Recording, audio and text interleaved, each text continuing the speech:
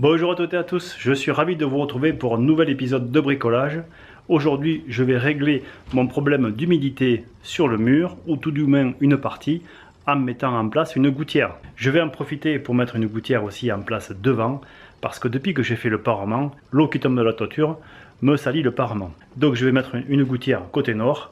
Et côté sud, il y a des kiwis, et les kiwis ça aime bien l'eau, donc je ne mettrai pas de gouttière. J'ai acheté des tronçons de gouttière de 4 mètres de long, et tout un tas d'accessoires. J'ai trouvé que c'était très pratique parce que ça rentre sur une galerie de voitures. D'autres possibilités existent, il existe des gouttières en monobloc, il existe aussi des gouttières en PVC, celles-ci sont zinguées. J'ai prévu d'installer des supports de gouttière tous les 50 cm, et de faire 2 descentes parce qu'il y a 2 longueurs de 6 mètres environ à faire. Et bien entendu, je n'ai pas tous les outils nécessaires à cette réalisation, si ce n'est des outils de bricoleur. Donc parfois les outils ne seront pas très adaptés, mais je vais essayer de ne pas me faire mal d'abord, et puis ensuite je vais essayer quand même de faire le travail. Et j'ai une problématique particulière, c'est que je n'ai pas d'outils pour mesurer l'horizontalité. Donc il va falloir que je me débrouille. Du côté nord, j'ai été obligé, parce que le terrain penche légèrement, d'installer ici une rangée d'agglos que je n'ai pas fixé pour l'instant, c'est vraiment du provisoire, de manière à laisser environ 20 cm entre le bardage et le talus. Quelqu'un m'avait fait la remarque et je n'avais jamais montré les images, donc les voici. C'est juste pour séparer et faire en sorte que le talus ne descende pas contre le parement.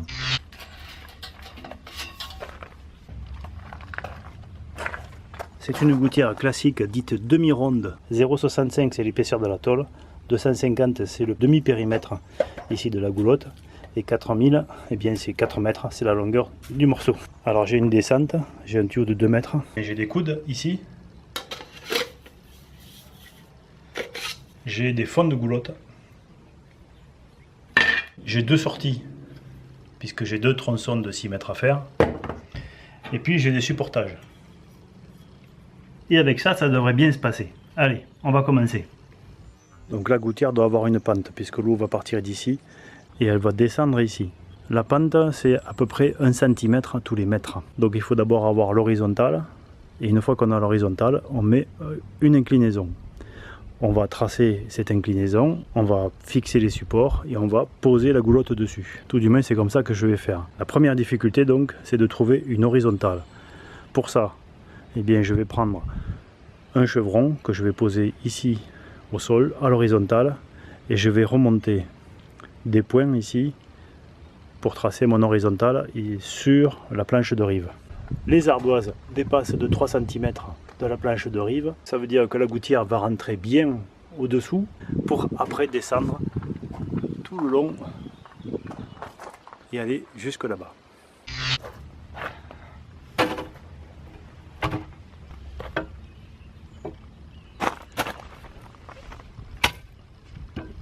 J'ai un petit peu de chance parce que rien qu'avec cet aglo, je suis pas loin d'être à l'horizontale.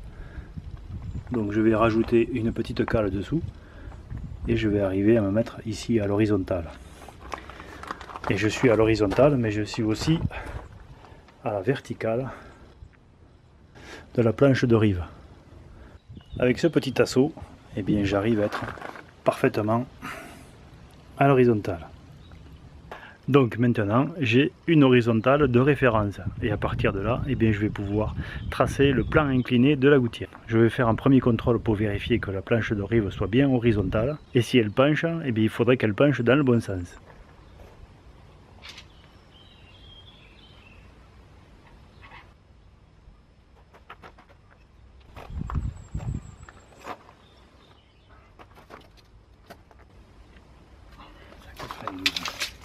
La planche de rive n'est pas tout à fait à l'horizontale par rapport au niveau que j'ai tracé ici. Elle le fait en montant, alors que ça aurait été bien qu'elle fasse en descendant. Après, sur les 4 mètres, il n'y a que 1 cm, donc ce ne sera pas trop gênant. Mais ça va accentuer l'effet visuel entre la planche de rive et la gouttière. Il aurait mieux valu que la planche de rive penche dans le même sens que la gouttière, mais c'est pas très grave parce qu'on ne parle que d'1 centimètre. Je vais quand même faire une vérification avec un petit appareil que j'ai utilisé une première fois pour le nivellement du sol. Je vais voir si je trouve à peu près les mêmes valeurs. Cet appareil c'est celui-ci. Je l'ai utilisé en mode détection dans une vidéo précédente, mais je n'ai pas été satisfait. Il a une fonction qui est laser. Donc il pointe, il a un pointeur laser ici, Et il a un petit trait. Si on le plaque contre une surface ici, il est capable de faire un trait. C'est pas très puissant, donc en plein soleil, je sais pas trop ce que ça va donner sur la planche de rive. Et ici, le niveau à bulle est quand même très petit. Je vais voir ce que ça donne. Normalement, je devrais trouver 1 cm sur 4 mètres. Alors, comme on pouvait s'y attendre, eh bien, on voit pas le rayon laser. On le voit si on fait ça, on voit qu'il s'approche là. Je sais pas si on le verra à la caméra, mais moi je le vois. Mais après, le petit trait fin, eh bien, on le voit pas. Donc ce qu'on arrive à voir ici, eh bien en plein soleil on ne le voit pas. Mais bon, c'est pas étonnant parce que le point ici est très lumineux, mais après ici c'est pas très lumineux. Pour vous montrer de belles images de la suite de ce chantier, il faut que j'attende un petit peu que le soleil descende. Parce que là, avec le soleil dans cette position, je suis dans l'impossibilité de filmer. Donc il faut que j'attende un petit peu. Mais pour vous, ça va passer très vite, ne vous inquiétez pas. Je vais utiliser le temps qu'il me reste à attendre pour vérifier mes mesures. Parce que je ne suis pas tout à fait sûr de mon coup. Pour éliminer les défauts, ou tout du moins voir s'il y a un défaut, on peut faire deux choses. La première, eh bien, c'est de de regarder où est-ce qu'on est ici, de prendre le niveau et de lui faire 180 degrés. On doit trouver la même chose. Sinon, ça veut dire que le niveau n'est pas juste. Là, en l'occurrence, eh bien, on retrouve la même chose. La bulle est un petit peu vers la droite. La deuxième chose, une fois qu'on a vérifié le niveau, eh bien, c'est de vérifier le chevron. On va faire pareil avec le chevron. Sauf qu'au lieu de le tourner comme ça, on va lui faire 180 degrés dans ce sens-là, autour de lui-même. Parce que si jamais il était légèrement bombé ou légèrement creux, eh bien, en lui faisant faire un tour de 180 degrés, eh bien, on va vérifier le défaut, ou on va confirmer qu'il n'y a pas de défaut. J'ai ça comme ça, je pose.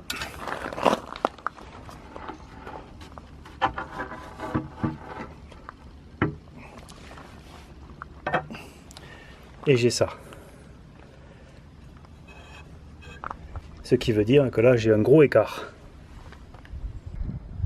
En faisant ce petit contrôle, en retournant le bastin et en mesurant, et bien pour arriver à une valeur qui soit homogène, paradoxalement à ce qu'on pourrait penser, et bien c'est pas sur le morceau, la section la plus haute, que la poutre est droite. Au contraire, quand elle est comme ça, et bien elle est courbée, elle est pliée de 2 cm, alors que quand elle est comme ça, et bien elle est plate, elle est entièrement plate. Donc je vais faire la mesure comme ça.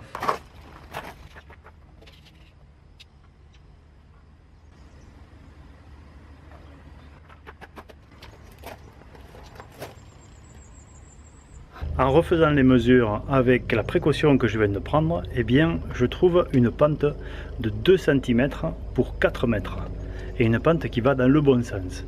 Donc tout à l'heure j'ai fait la mesure, mais je n'avais pas fait comme il faut, parce que la poutre était fléchie et elle me donnait donc des mauvaises bases. Là je suis sûr de mon coup, j'ai donc bien ma référence qui est horizontale, et je trouve 194 de ce côté et 192 de celui-là.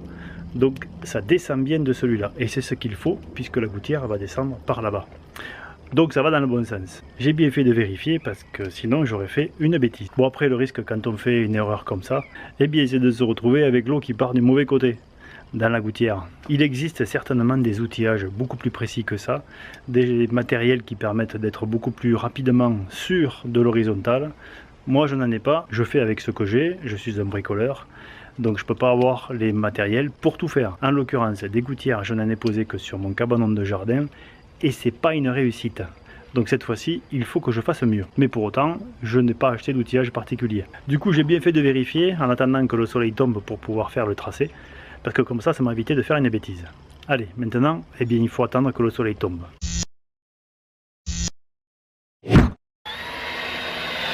La référence pour ma mesure va être ce trou et le bord. Et je vais faire diminuer petit à petit, jusque là-bas, cette côte. 11 cm. Bon, normalement, ici, j'ai 11 cm entre le point d'attache et le bas de la planche de rive. Bon, si j'applique cette règle, puisque le bas de la planche de rive descend, au final, il va descendre de 3 cm et que ma gouttière doit descendre de 6, ça veut dire qu'en fait, ma côte doit descendre de 3, la moitié, et qu'ici, donc, tous les mètres, elle doit descendre d'un demi centimètre. Tous les 50 cm au niveau du supportage, elle ne descend plus, cette côte, que d'un quart de centimètre. donc c'est difficilement mesurable. Du coup je vais prendre 3 mesures, je vais prendre à 2 mètres, à 4 mètres, à 6 mètres, et ensuite je vais tracer un trait avec une règle de 2 mètres, et j'aurai donc l'intersection avec tous les supports. C'est une méthode très fastidieuse. Pour la deuxième gouttière, je vous montrerai une autre technique, beaucoup plus simple, mais celle-ci permet de se débrouiller, même quand on n'a que très peu de matériel. Ça peut donc peut-être aider quelqu'un. Alors je viens de m'apercevoir que je pouvais faire quelque chose de mieux. Celle-ci c'est la plus haute donc, et celle-ci c'est la plus basse. La plus basse, elle arrive ici. Je peux la faire descendre jusqu'à ce qu'elle arrive en bas de la planche de rive. Pourquoi? Parce que eh bien ici c'est une région où il y a de la neige. Et la neige, elle a tendance en fait à descendre et à tomber dans les gouttières. Surtout si les gouttières sont comme celle qui est là-bas, beaucoup trop hautes. Alors il y a bien ici des crochets pour empêcher que ça glisse, mais ça n'empêche qu'il y a un effort qui vient sur la gouttière. Donc j'ai plutôt intérêt à la mettre, la gouttière, légèrement en dessous de l'angle, de manière à ce que très peu de neige vienne porter dessus, voire pas du tout. Ici on voit très bien que la neige en fait elle va descendre directement dans la gouttière. Donc je peux gagner 2 cm et 2 cm, et bien ça peut faire la différence entre une gouttière qui reste accrochée à la toiture et une gouttière qui finit par se déformer et tomber par terre. Donc je vais descendre de 2 cm, ça y est j'en ai posé 4, donc maintenant eh bien, je vais faire un petit essai avant de poser tous les autres. Ça va me permettre de valider que je ne me suis pas trompé avant de poser une centaine de vis et d'être obligé éventuellement de les redéposer.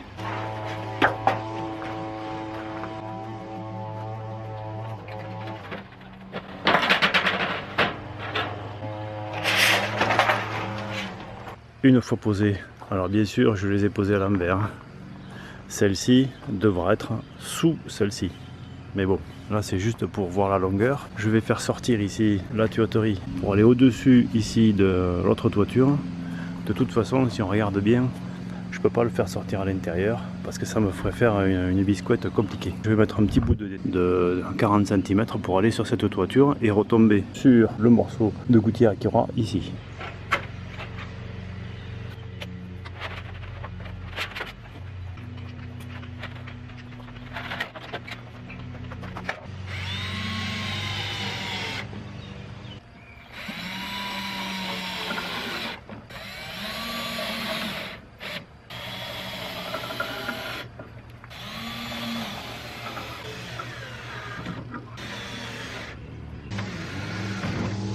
Alors ici je vais marquer l'emplacement de la sortie de l'évacuation. Donc je vais faire quelque chose qui ne sera pas la vérité, qui ne sera pas le vrai diamètre, puisqu'il y a l'épaisseur du crayon. Mais je me retrouve maintenant avec ici au moins le centre. Et ensuite, eh bien j'ai pas ce qu'il faut, je sais pas avec quoi ils font. Je vais utiliser cette meule diamant tout simplement parce qu'il n'y a pas de dents et donc il n'y a pas de risque de coincement puisque c'est quand même une tôle. Donc je vais essayer avec ça pour voir ce que ça donne. Oups, ça tourne pas rond. Oh là là là là là là là. Bon, celle-là elle est pas bonne. Je vais prendre un diamètre plus petit. Bon, c'est impossible. Bon, il faut que je trouve autre chose. C'est ce que je craignais, donc à un moment donné ça va passer à travers et ça va se coincer.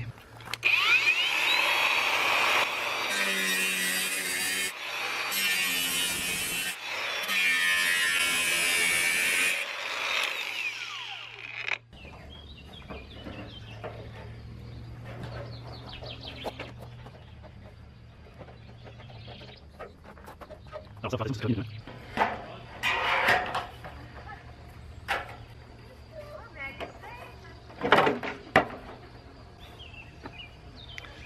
Voilà.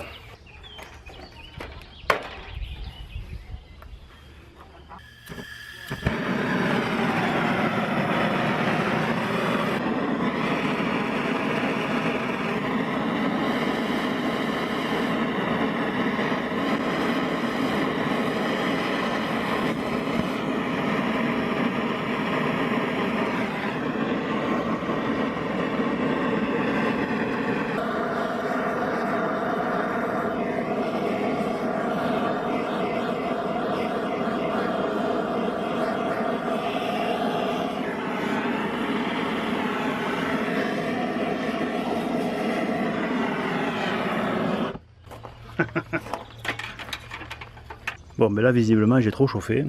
Du coup cette tôle s'est déformée. La gouttière s'est déformée. Il me reste qu'une seule chose à faire, c'est recouper ici et recommencer. Parce que ça c'est pas terrible.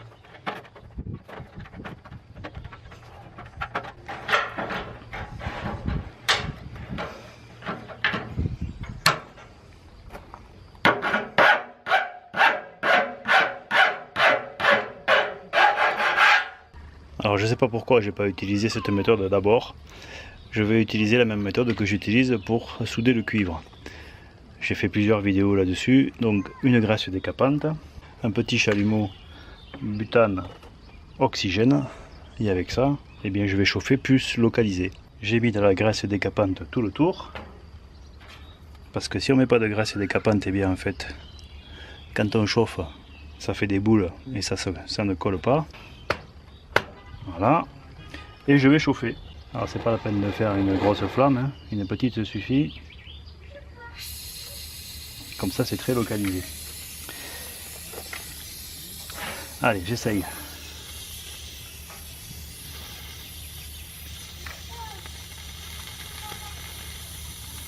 Pour voir si ça va l'aider à pénétrer. Ça a l'air de marcher. Oui, ça marche mieux. Ça marche nettement mieux.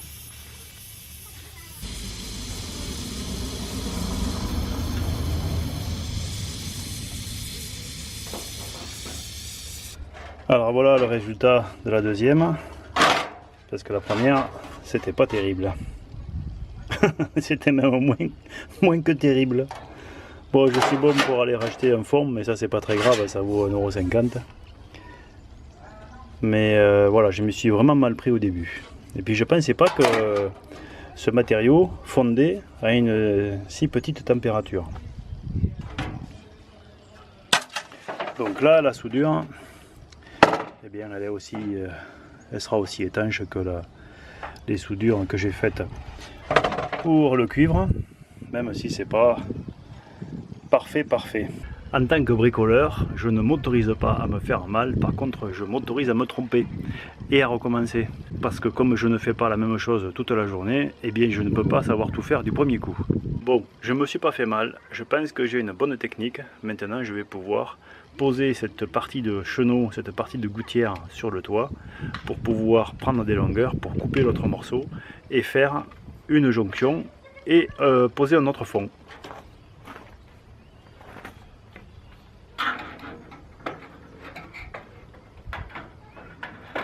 Alors ce système est assez simple, il se clip. Alors je bouge un peu la caméra, je suis désolé, mais voilà, comme ça. Et ensuite ici, et bien normalement ça doit venir. Et je le fais d'une main puisque je tiens la caméra de l'autre. Hop. Bon, je vais y aller avec une pince, mais le principe est là. Et du coup là, ça bouge plus. Ça c'est pareil. Voilà. Et je vais faire ça eh bien, sur toute la longueur. Finalement, en y réfléchissant, il faut commencer par la sortie, puisque c'est le moment le plus bas. Donc on va monter ici. La gouttière qui suit, elle va se poser sur celle-là et sur ce support.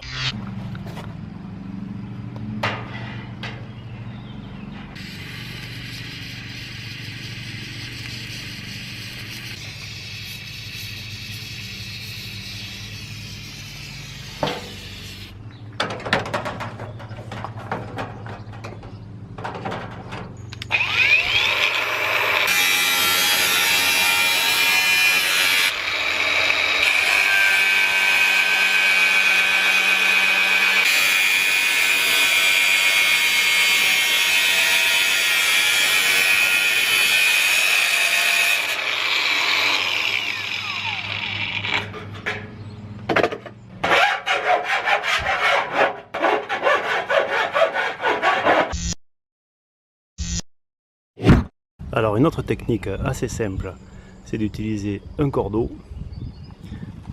et avec ce cordeau et deux vis, une d'un côté et une de l'autre, et bien on arrive à tracer une droite sur laquelle on va pouvoir venir faire des points de repère à chaque supportage. Cette méthode est quand même plus simple que la méthode du calcul et surtout elle est beaucoup plus fiable, à une condition bien sûr, c'est que le cordeau soit bien tendu. Parce que on le voit, si on le tend pas bien, eh bien ça peut donner une légère inflexion. Donc il faut absolument bien le tendre. Et enfin, vous pouvez utiliser ce genre de cordeau avec lequel on peut tracer, puisqu'il y a une poudre qu'on met à l'intérieur et qui fait que quand on fait vibrer la corde, eh bien on laisse un dépôt de poussière colorée. Mais si vous n'avez pas ça, un simple cordeau et un crayon suffit. Et avec cette méthode, eh bien on est sûr d'avoir les supportages qui soient assez réguliers ou qui seront beaucoup plus réguliers que si on prend des mesures tous les 50 cm, parce qu'il y a l'erreur de mesure, et l'erreur de mesure plus la déformation de la référence en dessous qui est la planche de rive. Si la planche de rive est légèrement déformée aussi, eh bien on va déformer la gouttière et les supportages ne vont pas plaquer partout, ce sera pas très esthétique. Donc là je vais m'assurer que ce soit bien tendu et je vais prendre des points de repère à chaque endroit où je veux mettre les supportages. Voilà le résultat une fois terminé. Donc en termes de pente, eh bien, il y a normalement 1 cm au mètre, ce qui fait qu'il y a 6 cm ici sur 6 mètres. Au niveau du supportage, tous les supportages plaquent, ça c'est important. Et des fois 5 mm de décalage quand on pose le supportage, eh bien ça génère un défaut visuel énorme. J'en ai refait plusieurs. Celui-là je l'ai essayé déjà 2 fois. L'idéal bien sûr c'est de le poser en un seul coup. Mais là je m'étais trompé, je l'ai rouvert et je vais pouvoir le refermer. Le raccord entre les deux morceaux de gouttière, il est ici, sur ce supportage. Et donc là, visuellement, eh bien, ça fait quelque chose d'uniforme. Donc j'ai été obligé de décaler quelques supportages et donc de tout redéposer. Mais au final, je suis content parce que j'ai utilisé la deuxième méthode avec le fil et c'est beaucoup plus propre que la première fois. Là, il n'y a pas de décalage, tout supporte bien. Je vais maintenant faire la gouttière de l'autre côté et je vous retrouve pour connecter les deux.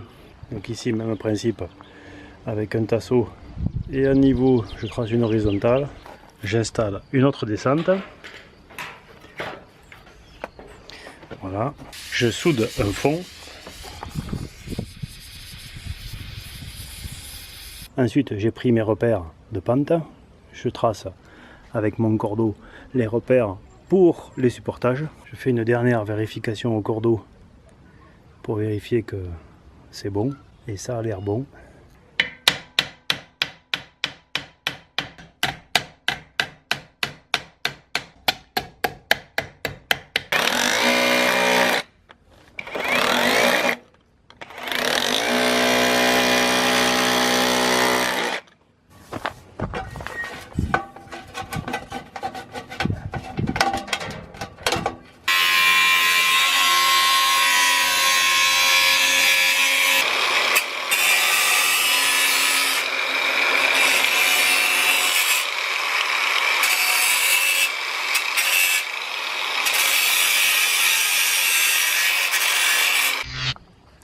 Et voilà, c'est terminé.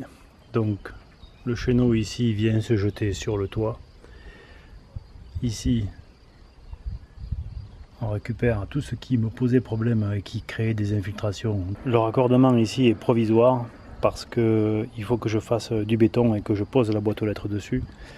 Et ça fera partie d'un autre épisode. Et c'est pas parce qu'on fait des gouttières qu'on n'a pas le droit de s'amuser. Et ici, eh bien, je considère que c'est terminé. Et je suis relativement content de moi. Alors avant de tourner cette conclusion, j'ai travaillé un petit peu cet après-midi et ça c'est pour le prochain épisode.